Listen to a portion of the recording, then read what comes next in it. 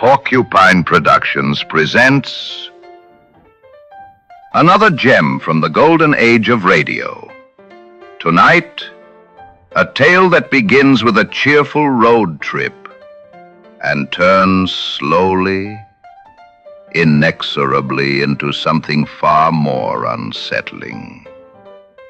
Written by Lucille Fletcher and originally broadcast in 1941, this episode of Suspense stars Orson Welles as a man who begins to notice a pattern, a figure, always the same, always ahead.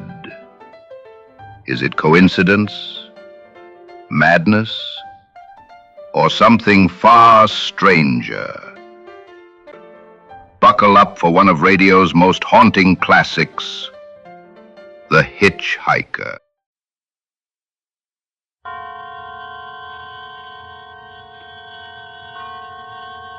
The Columbia Network takes pleasure in bringing you Suspense.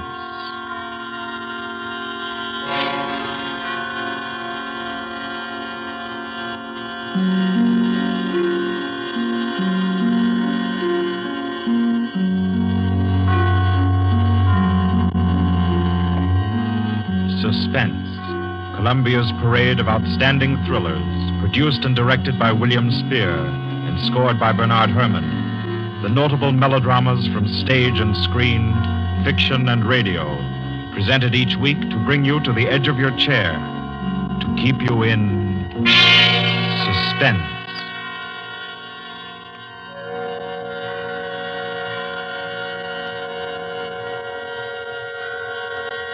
Good evening. This is Orson Welles.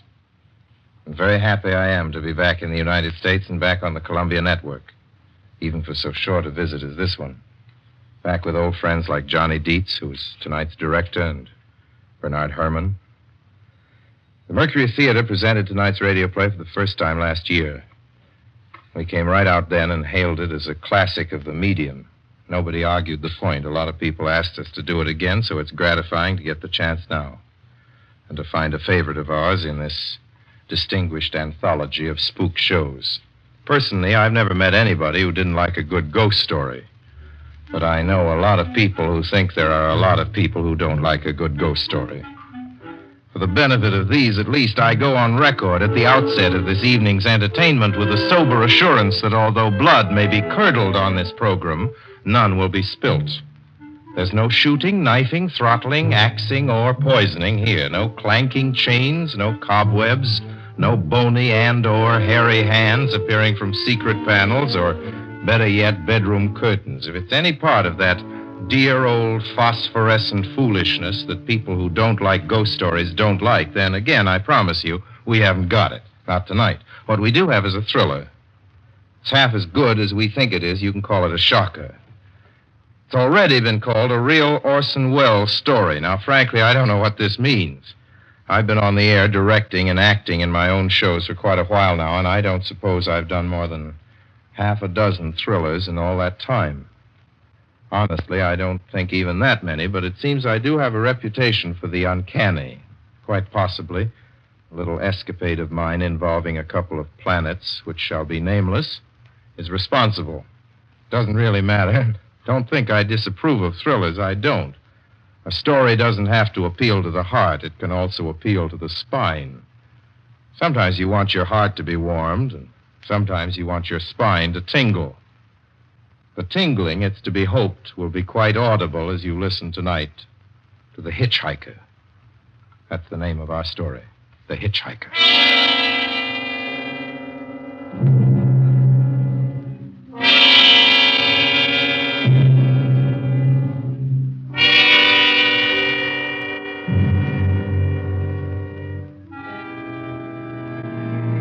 I'm in an auto camp on Route 66, just west of Gallup, New Mexico.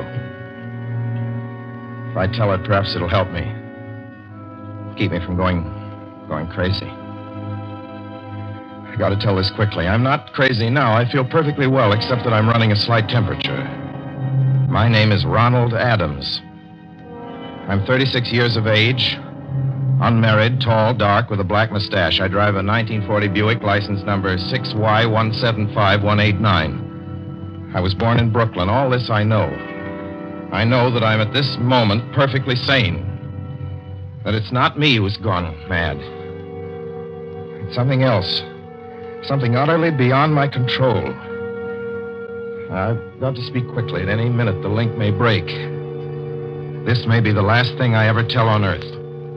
The last night I ever see the stars.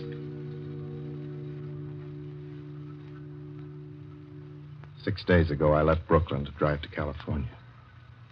Goodbye, son. Good luck to you, my boy. Goodbye, Mother. Here, give me a kiss, and I'll go. I'll come out with you to the car. Oh, no, it's raining. Stay here at the door. Hey, what's this? Tears? I thought you'd promised me you wouldn't cry. I know, dear. I'm sorry. But I do hate to see you go. I'll be back. It'll only be on the coast 3 months. Oh, it isn't that. It's just the trip. Ronald, I wish you weren't driving. Oh, Mother, there you go again. People do it every day. I know, but you'll be careful, won't you? Promise me you'll be extra careful. Don't fall asleep or drive fast or pick up any strangers on the road. Oh, gosh. I think I was still 17 here, you told me. Oh. And wire me as soon as you get to Hollywood. Won't you, son? Of course I will. Don't you worry. There's nothing going to happen. It's just 8 days of perfectly simple driving on smooth, decent, civilized roads with a hot dog or a hamburger stand every 10 miles.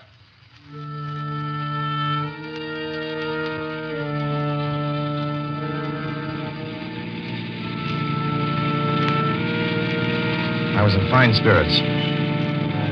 The drive ahead of me, even the loneliness, seemed like a lark. I reckoned without him. Crossing Brooklyn Bridge that morning in the rain, I saw a man leaning against the cables. He seemed to be waiting for a lift. There were spots of fresh rain on his shoulders. He was carrying a cheap overnight bag in one hand. He was thin, nondescript, with a cap pulled down over his eyes. I would have forgotten him completely, except that just an hour later, while crossing the Pulaski Skyway over the Jersey Flats, I saw him again. At least, he looked like the same person. He was standing now with one thumb pointing west. I couldn't figure out how he got there, but I thought probably one of those fast trucks had picked him up, beaten me to the Skyway, and let him off. I didn't stop for him. And late that night, I saw him again.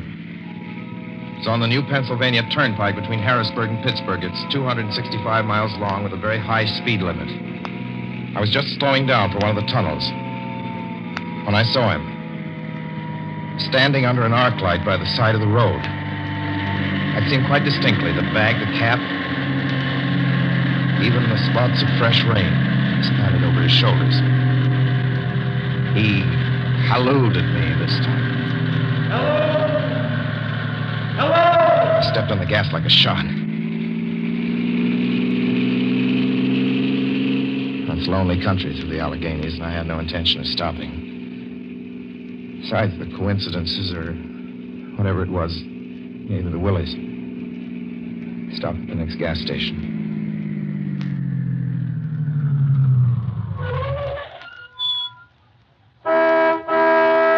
Yes, sir. Fill her up. Certainly, sir. Check your oil, sir? No, thanks.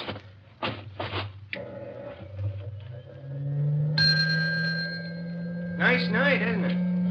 Yes. It hasn't been raining here recently, has it? Not a drop of rain all week. Oh? Oh, I suppose that doesn't done your business any harm. Oh, people drive through here all kinds of weather. Mostly business, you know. There aren't many pleasure cars out on the turnpike this season of the year. I suppose not. What about hitchhikers? Hitchhikers here? What's the matter? Don't you ever see any? Not much. If we did, it'd be a sight for sore eyes. Why? Oh, a guy'd be a fool who started out to hitch rides on this road. Look at it. Then, you've never seen anybody? Nope. maybe they get the lift before the turnpike starts. I mean, just before the toll house. But then it'd be a mighty long ride. Most cars wouldn't want to pick up a guy for that long a ride. And this is pretty lonesome country here. Mountains and woods. You ain't seen anybody like that, have you? Oh, no. Oh, no, not at all. I was just a technical question. I see. Well, that'll be just $1.49 with the tax.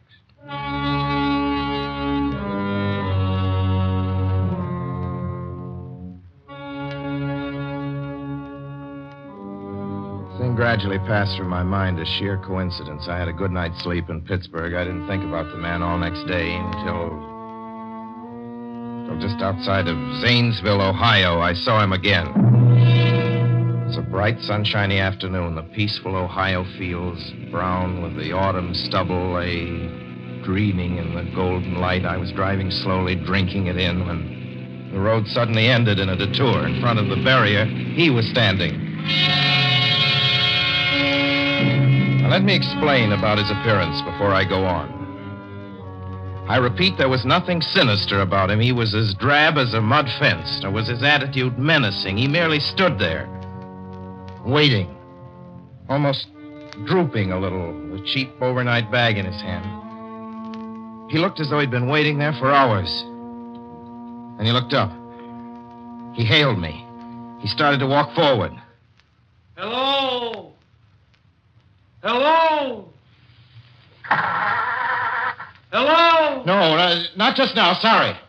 Going to California? No, not today. The other way, going to New York. Sorry.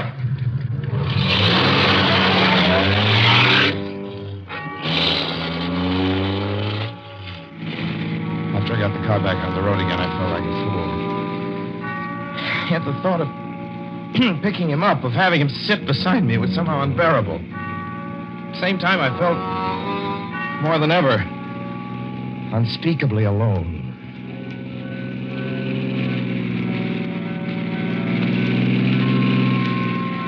Hour after hour went by.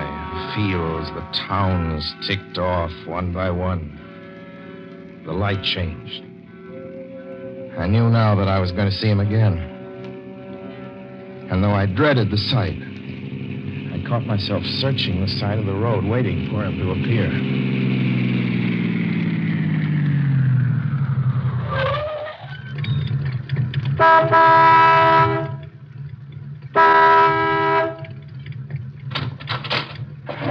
Yeah, what is it?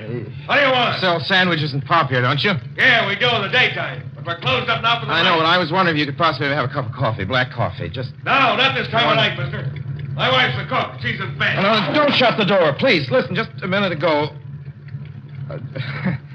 Just a minute ago, there was a man standing here right beside the stand, a suspicious-looking man. I don't mean to disturb it.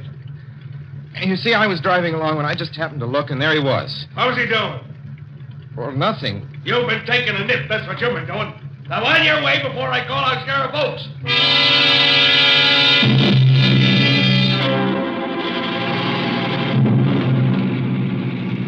I got into the car again and drove on slowly. I was beginning to hate the car. If I could have found a place to stop, to rest a little. I was in the Ozark Mountains of Missouri now.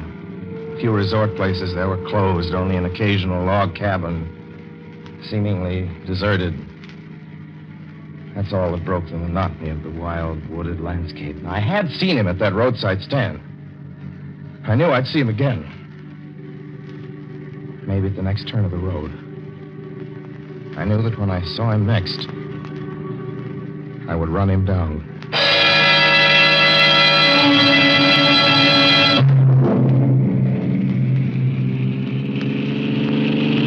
But I didn't see him again. I didn't see him until late next afternoon. I stopped a car at a sleepy little junction just across the border into Oklahoma to let a train pass by. When he appeared across the tracks, leaning against a telephone pole. Perfectly airless, dry day. The red clay of Oklahoma was baking under the southwestern sun. Yet there were spots of fresh rain on his shoulders. A couldn't stand that. Without thinking, blindly, I started the car across the tracks. He didn't even look up at me. He was staring at the ground. I stepped on the gas hard, veering the wheel sharply toward him. I could hear the train in the distance now, but I didn't care then. Something went wrong with the car. The train was coming closer. I could hear its bell ringing and the cry of its whistle. Still, he stood there. And now I knew that he was beckoning me to my death.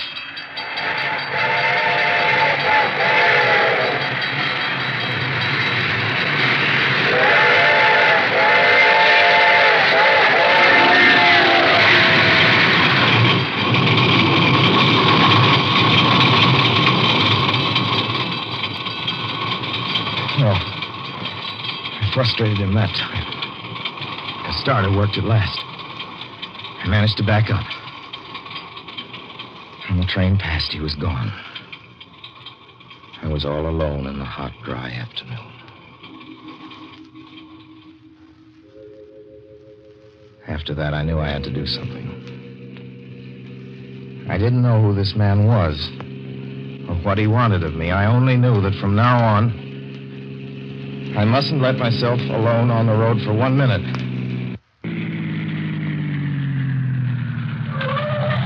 Hello there. Like a ride? Well, what do you think? How far are you going? Where do you want to go? Amarillo, Texas. I'll drive you there. Gee.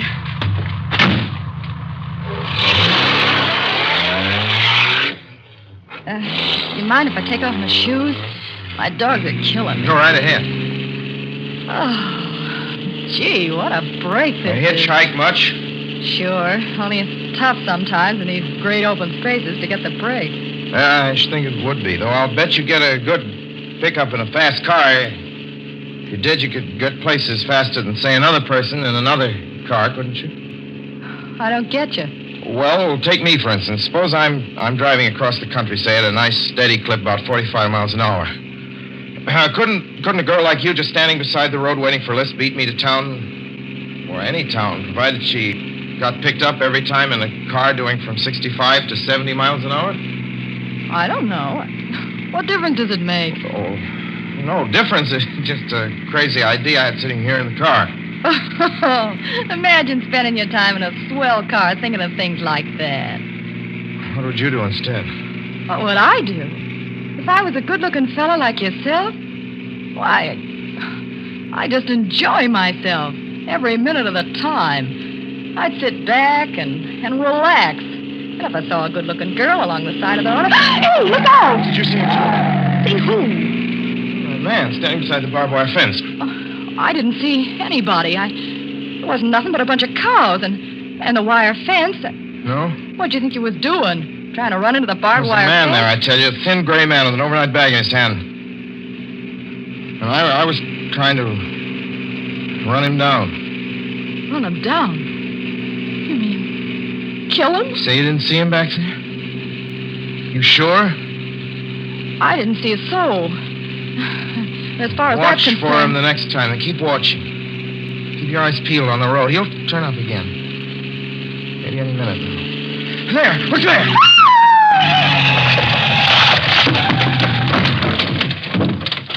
How does this door work? I'm getting out of here. See him that time? No, I didn't see him that time. And personally, mister, I don't expect never to see him.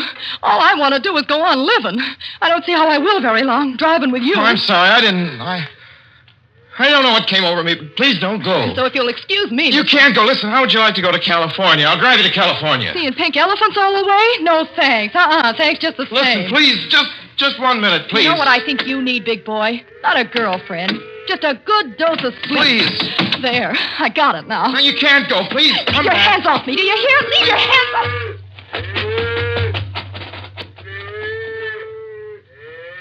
She ran from me. As though I were a monster. A few minutes later, I saw a passing truck pick her up.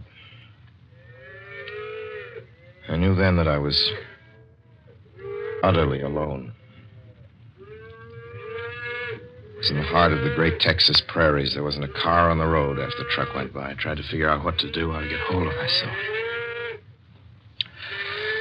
I could find a place to rest, or even if I could sleep right here in the car for a few hours along the side of the road. I was getting my winter overcoat out of the back seat to use as a blanket when I saw him coming toward me, emerging from the herd of moving steer. Hello?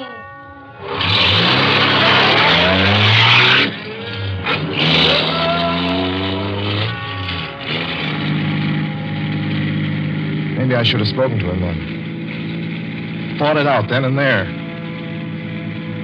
For now, he began to be everywhere.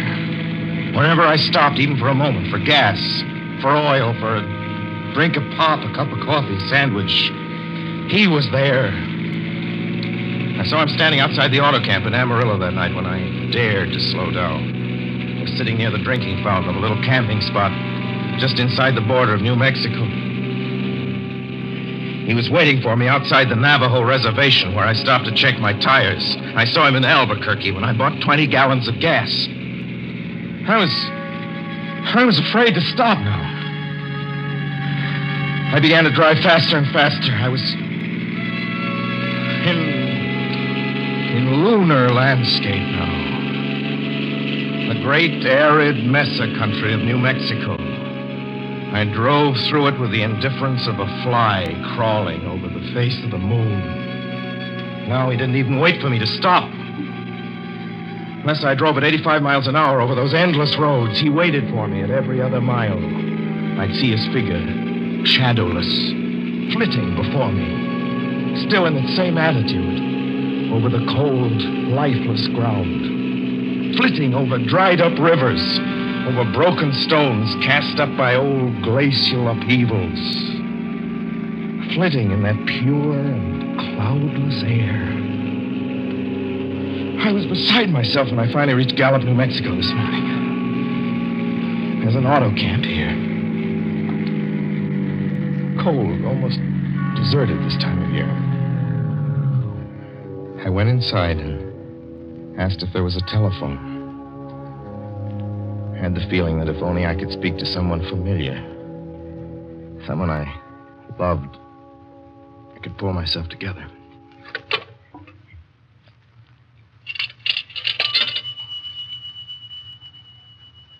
Your call, please. Long distance. Long distance, certainly.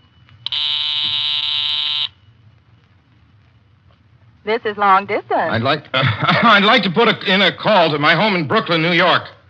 I'm Ronald Adams. The number is Beechwood 200828. Certainly, I will try to get it for you.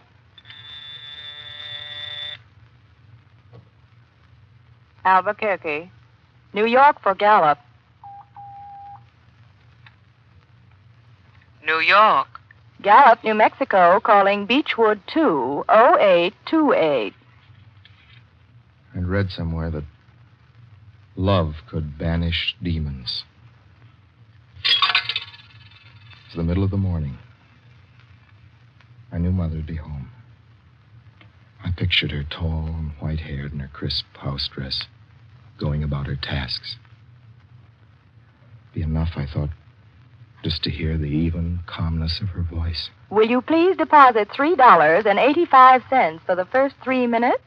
When you have deposited $1.50, will you wait until I have collected the money?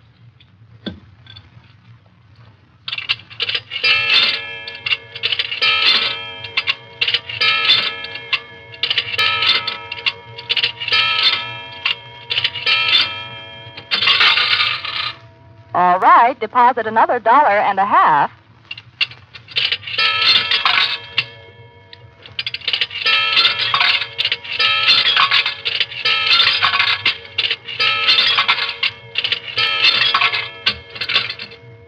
Will you please deposit the remaining 85 cents?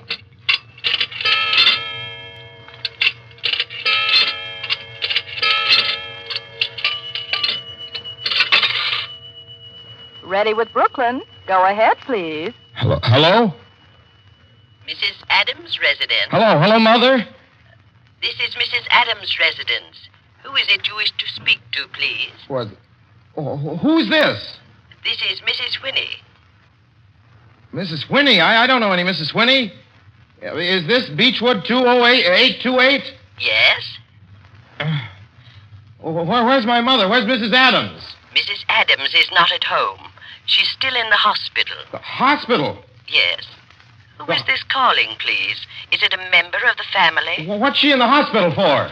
She's been prostrated for 5 days. Nervous breakdown. But who is this Nervous calling? breakdown? Well, my mother never was nervous. It's all taken place since the death of her oldest son, Ronald. Death of her oldest son, Ronald? Hey, what's this? What number is this? This is Beechwood 20828. It's all been very sudden.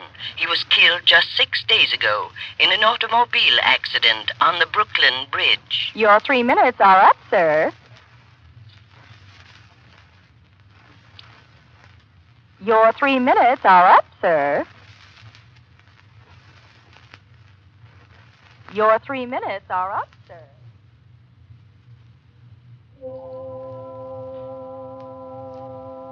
And so I'm sitting here in this deserted auto camp in Gallup, New Mexico. I'm trying to think. I'm trying to get hold of myself. Otherwise, I'm going to go crazy. Outside, it's night. The vast, soulless night of New Mexico. 1 million stars are in the sky. Ahead of me stretch 1,000 miles of empty mesa. Mountains, prairies, desert. Somewhere among them, he's waiting for me. Somewhere I shall know who he is and who I am.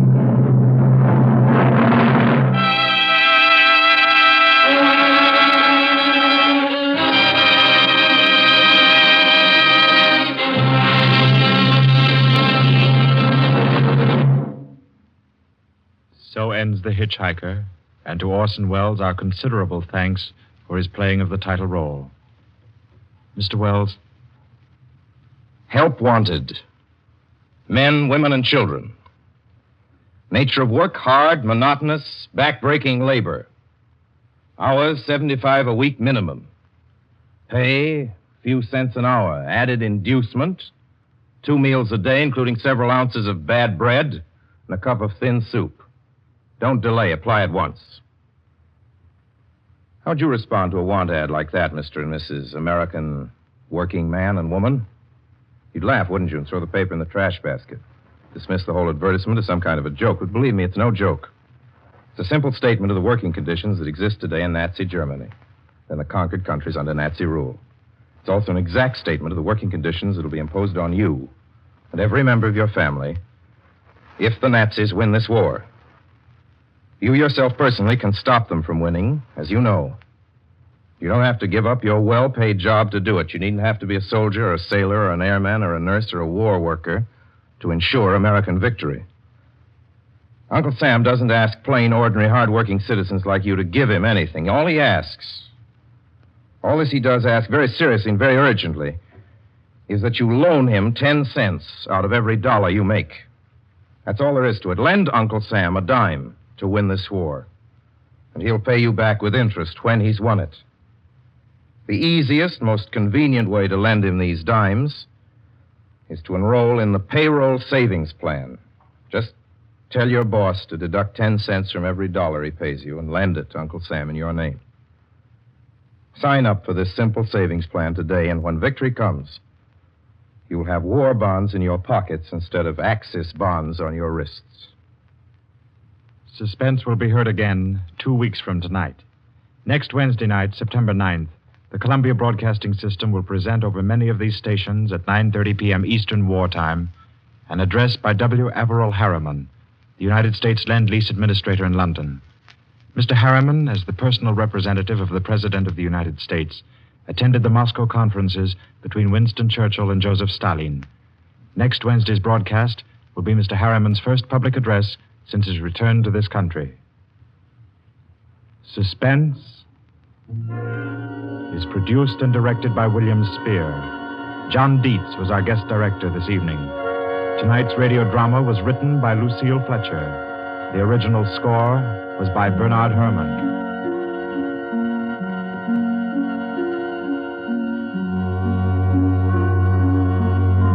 This is the Columbia Broadcasting System.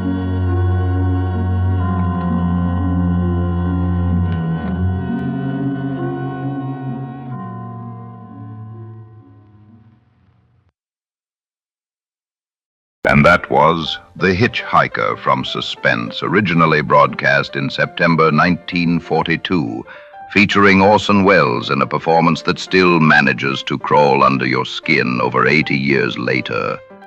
There's something timeless about a story that keeps its mystery intact.